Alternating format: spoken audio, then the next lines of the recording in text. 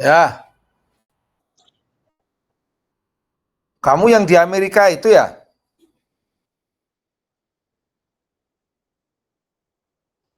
Ya, udah sekarang mulai. Alam.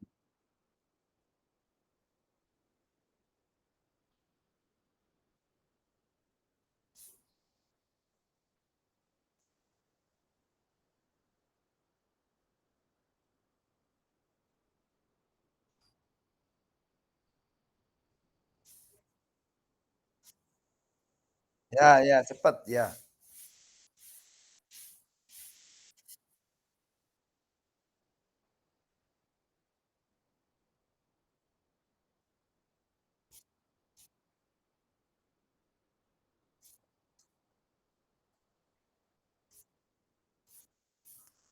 Penipuan digital, judi online itu bagian dari konten-konten yang dilarang oleh undang-undang.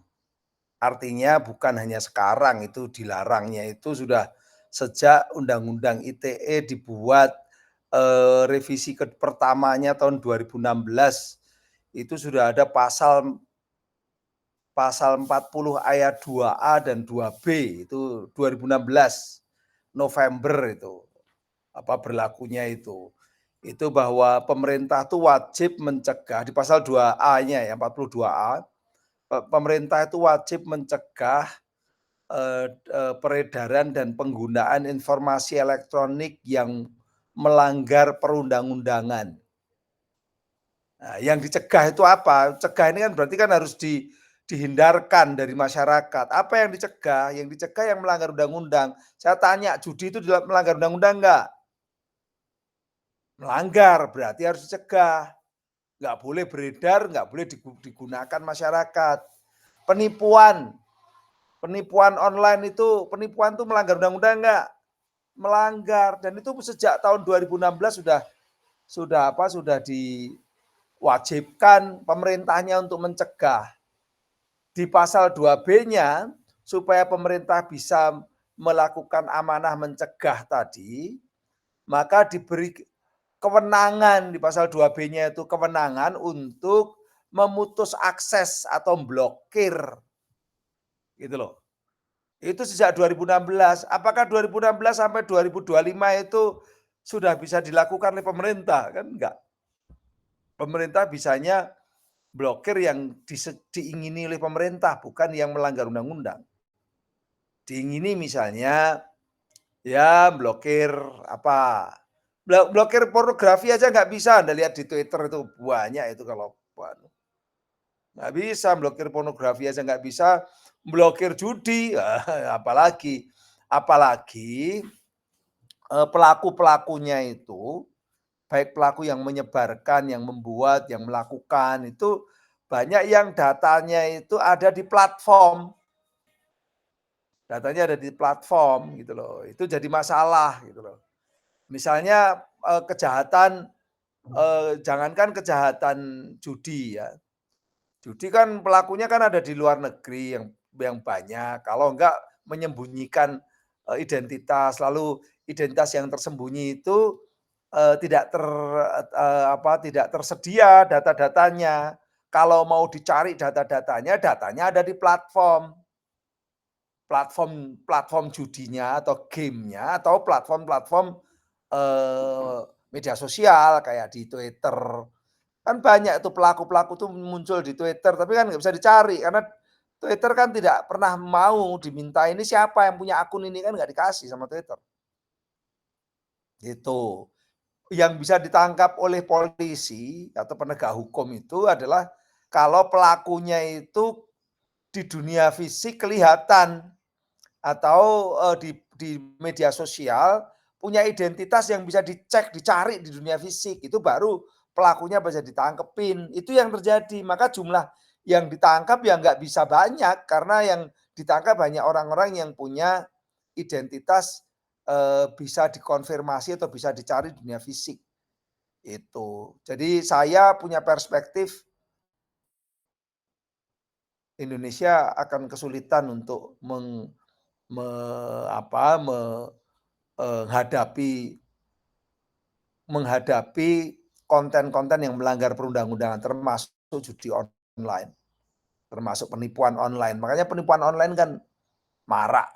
Emang penipuan tuh boleh? Nggak boleh sama undang-undang, tapi kan marak,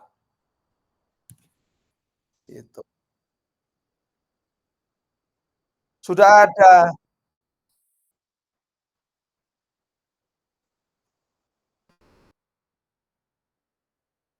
sudah ada tapi banyak yang nggak tahu.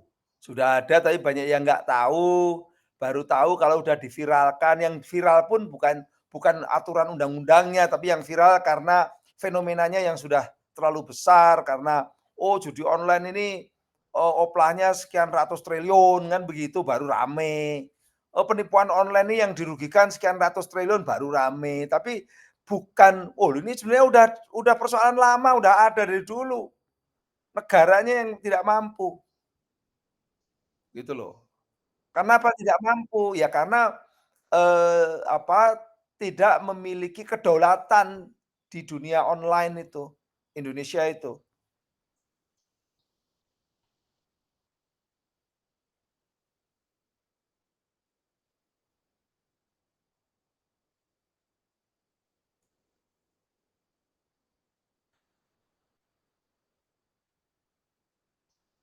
Pertama, kalau mau memiliki, apa ini, kemampuan untuk, supaya regulasi yang sudah ada itu efektif, regulasi itu bisa diterapkan, itu kita harus, punya perspektif bahwa kedaulatan itu tidak hanya dunia fisik, tapi juga di dunia digital.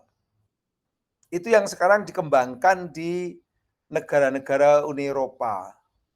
Profesor Woods dari Oxford University itu mengatakan bahwa, era sekarang itu, termasuk sekarang di Amerika sudah mulai ke arah sana, yang dahulunya awalnya itu dari RRC dulu, RRC yang melakukan, tapi diketawain karena RRC kan tidak demokratis. Jadi diketawain, lalu akhirnya dipelajari bahkan lalu diterapkan di Uni Eropa. Uni Eropa udah menerapkan. Nah, ketika Uni Eropa udah menerapkan, baru Amerika belajar. Indonesia ini belajarnya dari Amerika, tapi Amerika 20 tahun yang lalu yang masih bebas. Yang belum ada aturan, apa ini, take it take take it and apa kemarin tuh, yang,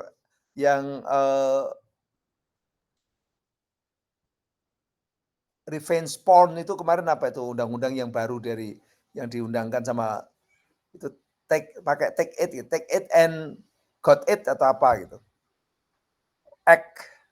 Nah itu Amerika aja udah sekarang udah mulai masuk membuat regulasi, terutama di negara-negara bagian yang banyak regulasinya itu. Kalau negara federal karena sekarang apalagi penguasanya Pak Trump ini memang agak agak beda gitu ya. Tapi di negara bagian banyak regulasi-regulasi AI, meregulat apa, algoritma dan sebagainya. Deep DeepSeek, deep apa ini, deepfake deepfake bukan DeepSeek, DeepSeek punyanya Cina. Deepfake itu juga diregulasi. Nah, ini artinya apa, Indonesia kalau mau punya, efektivitas menghadapi persoalan seperti tadi, harus punya kedaulatan digital.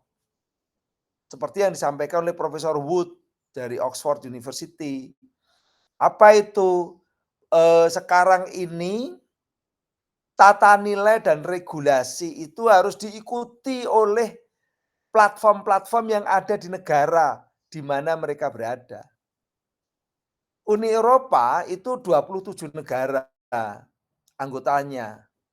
Mereka menggunakan undang-undang yang sama, ada GDPR, General Data Protection Regulation, ada undang-undang tentang apa, digital trade Digital Act ya, Digital Act itu yang terkait dengan, transaksi-transaksi digital, perdagangan dan sebagainya, yang Elon Musk sempat marah, itu berlaku di 27 negara. Intinya adalah bahwa platform yang berasal dari negara lain, di Uni Eropa kan platformnya banyak yang berasal dari Amerika, kayak, Google, Twitter, atau X, Meta, kemudian YouTube, itu kan dari negara lain. TikTok dari Cina, yang lain-lain banyak yang dari Amerika, ada yang dari Rusia juga ada itu Telegram. Nah, apapun itu ketika dia ada di negara-negara Uni Eropa harus mengikuti tata nilai dan regulasi Uni Eropa. Itu yang disampaikan oleh Wood. Nah, ini sekarang, juga diterapkan di banyak negara. Awalnya Cina itu yang menerapkan itu. Cina 20 tahun yang lalu. Sekarang Amerika juga sudah mulai seperti itu. Indonesia belum. Kita ini masih, platform-platform kita ini tidak mengikuti dan mengabaikan tata nilai maupun regulasi yang kita miliki. Tadi saya jelaskan, kita dilarang ada pornografi tapi masih marak. Dilarang ada judi tapi masih marah. Itu kan berarti kan tata nilai kita, regulasi kita kan nggak dihormati. Dilarang ada penipuan tapi malah tambah banyak. Gitu. Karena apa? Karena pemerintahnya tidak mampu untuk melakukan penegakan hukum. Kenapa tidak bisa melakukan penegakan hukum? Satu, pertama, langkah yang belum dilakukan pemerintah. Data masih tersebar, terutama di luar negeri. Data kita itu adanya di WhatsApp. Di mana di WhatsApp? Ya disimpan pakai cloud-nya WhatsApp. Ada di mana? Ya di luar negeri. Datanya yang kita nge-tweet macam-macam di mana? Ya di punyanya X, yang disimpan di cloud-nya X. Google di tempatnya X, cloud-nya Google, enggak di dalam negeri. Sehingga ketika ada kejahatan, data-data tidak bisa dicari. Penegak hukum tidak bisa mencari data itu. Dia hanya bisa minta kepada platform. Ya syukur-syukur diberi, kalau nggak diberi. Yang banyak tidak diberi. Akhirnya adalah regulasi kita ini ompong. Hanya berlaku untuk mereka-mereka yang identitasnya jelas di dunia fisik. Misalnya Henry Subiakto punya akun di Twitter atau di X. Ya saya harus ngikuti undang-undang di Indonesia. Kenapa? Karena kalau saya ngelanggar, saya diviralkan, saya dicari polisi, saya ketemu. Karena ada akunnya jelas nama Henry Subiakto, dosen UNER. Tapi kalau saya pakai akun anonim, terus pakai IP address luar negeri, nggak akan ketahuan. Itu yang terjadi. Pelaku-pelaku kejahatan tuh pakai akun-akun anonim, pakai akun-akun pakai IP address luar negeri. Apakah itu perjudian online, apakah itu penipuan online, itu identitasnya pada dihilangkan semua. Mereka ini ibaratnya adalah melakukan lempar batu sembunyi tangan. Nah, itu yang terjadi. Sehingga saya katakan kalau seperti itu, masih seperti itu, ya banyak gagalnya. Kita akan gagal.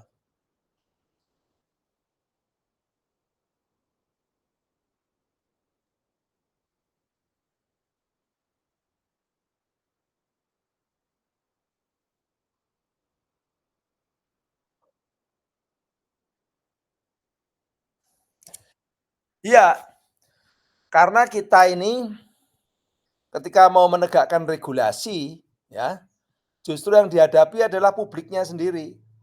Misalnya pornografi di Twitter atau di X. Ini jelas-jelas melanggar. Ketika minta supaya akun-akun yang menyebarkan pornografi itu di take down atau ditutup, diblokir, belum tentu Twitter mau. Karena pornografi itu di negara asalnya di Amerika itu bukan sesuatu yang melanggar hukum kalau itu untuk orang dewasa. Baru dianggap melanggar hukum kalau itu untuk anak-anak atau terkait dengan anak-anak. Kan begitu. Judi, judi online, judi itu melanggar hukum di Indonesia karena ada undang-undang KUHP yang melarang judi. 303. Tapi judi itu diperbolehkan di Las Vegas, judi itu diperbolehkan di Kamboja, judi itu diperbolehkan bahkan di Singapura boleh, di Malaysia di Genteng Island boleh. Lah kalau begitu kan, kalau luar negeri memperbolehkan berarti aturan luar negeri tidak dilanggar, yang dilanggar aturan Indonesia.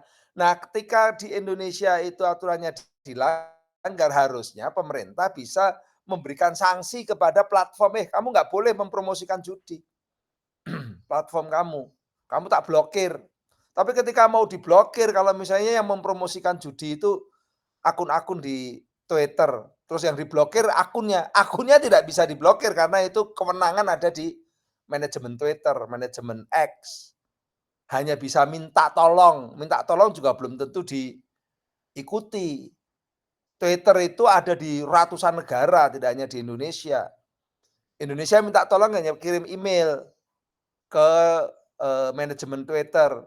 Manajemen Twitter itu satu hari bisa nemui banyak email dari berbagai negara.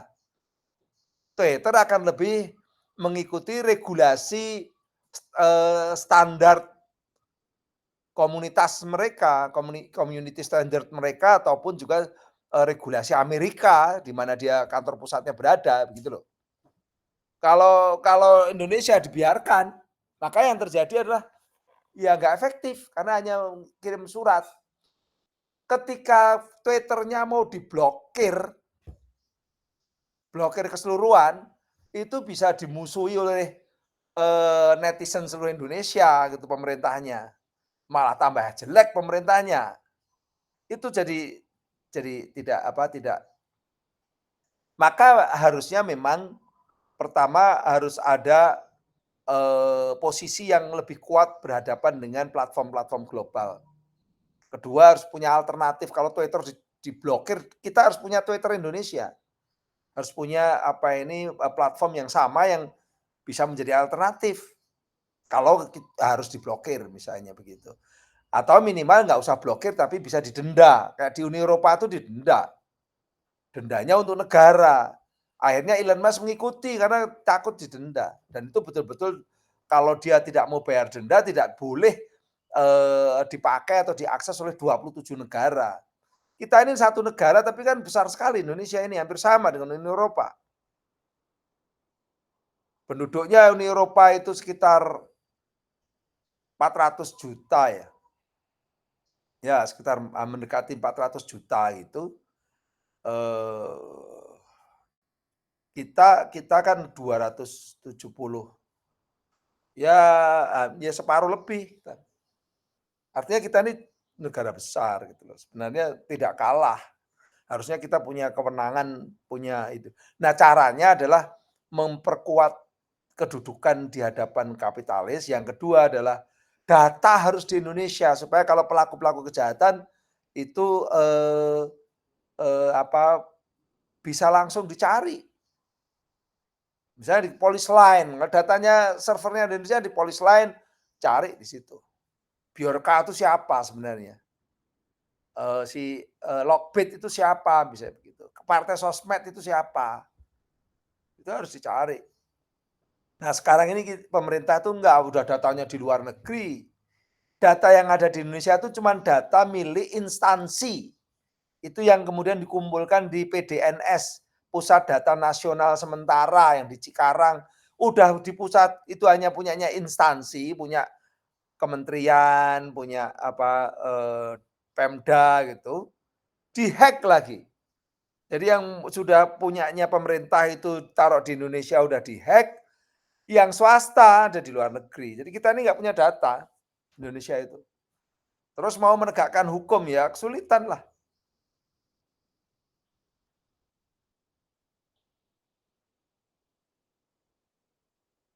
Ya itu satu. Itu satu. Yang kedua adalah ketidaktertiban di dalam apa, single identity number, dalam penggunaan single identity number. Single identity number. Terutama kalau basic yang paling mendasar itu nomor telepon. Nomor telepon itu basic pertama. Selain NIK ya, NIK nomor induk nomor induk kependudukan, lalu ada nomor telepon. Anda kalau mau bikin akun itu pasti pakai email. Email itu pasti basicnya nomor telepon, ya kan? Email, akun basicnya nomor telepon, email sama nomor telepon. Nomor telepon itu di Indonesia ini belum apa belum menjadi single identity number yang terpercaya. Kenapa? Orang bisa punya nomor telepon berganti-ganti. Anda pergi aja ke ke warung-warung begitu beli SIM dalam artian kartu prabayar gitu, itu bisa. Nggak usah divalidasi udah bisa kering. Asal Anda bayar ya bisa mereka yang memvalidasi. Dan itu jumlahnya banyak.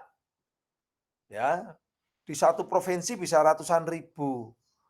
Di Indonesia bisa jutaan nomor telepon prabayar yang bisa kering tanpa harus divalidasi. Validasi apa? Validasi benar enggak nomor NIK yang didaftarkan di dalam nomor telepon itu. Kalau dulu kan ke tahun 2017 itu kan ada aturan bahwa semua harus didaftarkan sesuai dengan nomor NIK dan nomor KK kan begitu kan?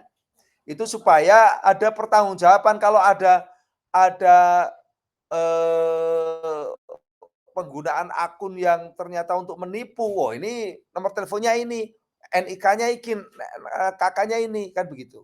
Tapi karena tidak bisa konsisten dan tidak bisa ada kepastian hukum, yang terjadi adalah masyarakat bisa beli telepon prabayar, enggak perlu validasi udah kering dan jumlahnya banyak. Itu yang dipakai oleh penjahat-penjahat untuk nipu, untuk bikin akun, untuk setelah bikin WhatsApp, nipu setelah nipu dibuang nomor teleponnya. Itu. Kenapa seperti itu? Karena ada ketidaktertiban. Waktu itu mau ditertibkan semua, ada demo besar dari para penjual lapak-lapak kartu SIM atau penjual ini kartu pulsa itu. Demo, menterinya tidak mampu untuk menghadapi, lalu akhirnya tidak dilanjutkan, tidak ditertibkan itu nomor kartu-kartu itu.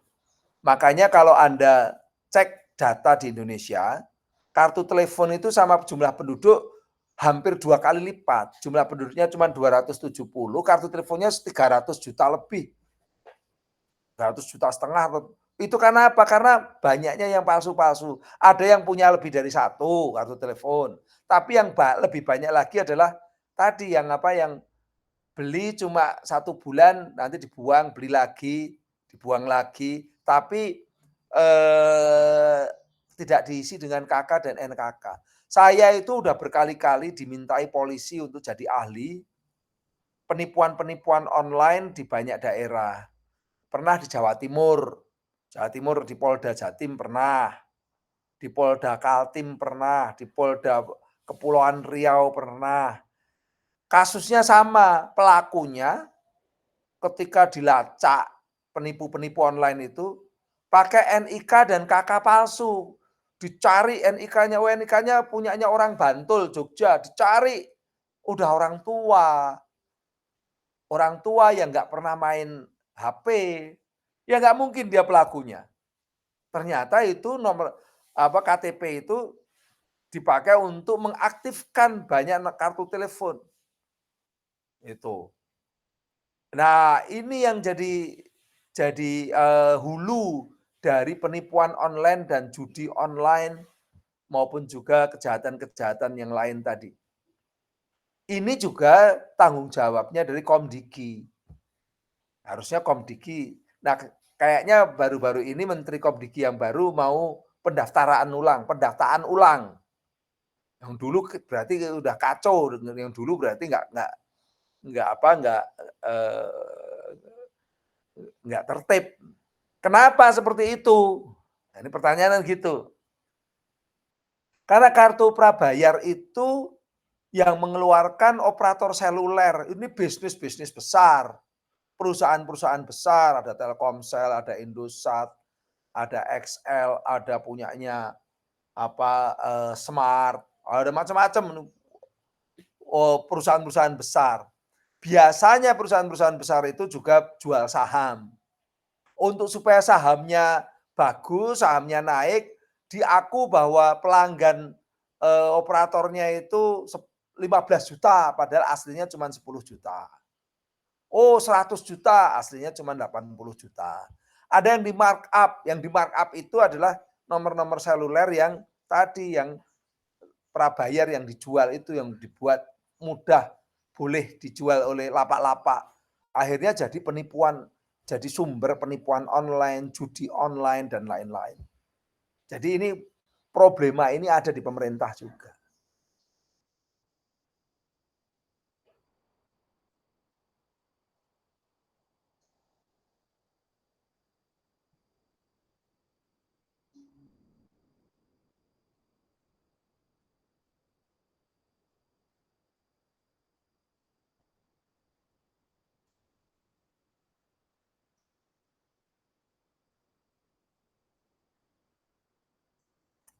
AI itu malah banyak dipakai untuk kejahatan digital, tapi juga bisa dipakai untuk membantu crawling, mencari konten-konten yang melanggar atau merupakan konten-konten kejahatan, itu bisa dipakai AI-nya. Tapi sekali lagi ketika sudah ketemu konten-kontennya, itu tidak bisa langsung, ditangani oleh negara, oleh pemerintah, nggak bisa. Jadi itu judi online yang ditutup itu, yang jumlahnya situs-situsnya ditutup, akun-akunnya ditutup, itu bukan pemerintah yang nutup. Ini harus dipahami ini, pemerintah tuh nggak bisa nutup judi online. Jadi kalau ada menteri ngomong, "Saya memilih seseorang anak muda yang walaupun sekolahnya cuman STM atau apa, sekolah kejuruan, tapi ini pinter bisa men-take down sekian ribu." Itu jelas menterinya nggak paham dan menterinya bodoh. Karena pemerintah atau siapapun individu itu tidak bisa men-take down, yang bisa men-take down itu siapa? Yang bisa men-take down itu ada dua. Satu namanya internet service provider, yang kedua adalah platform. Kalau dia ada di akun, dia ada di platform, yang bisa take down cuma platform. Platformnya siapa? Ya kalau dia ada di Google, Google yang take down. Kalau dia ada di YouTube, ya di YouTube yang take down. Kalau dia ada di Twitter, dia Twitter yang take down. Pemerintah hanya bisa mengirim surat, minta tolong kepada Twitter untuk take down, nggak bisa take down sendiri.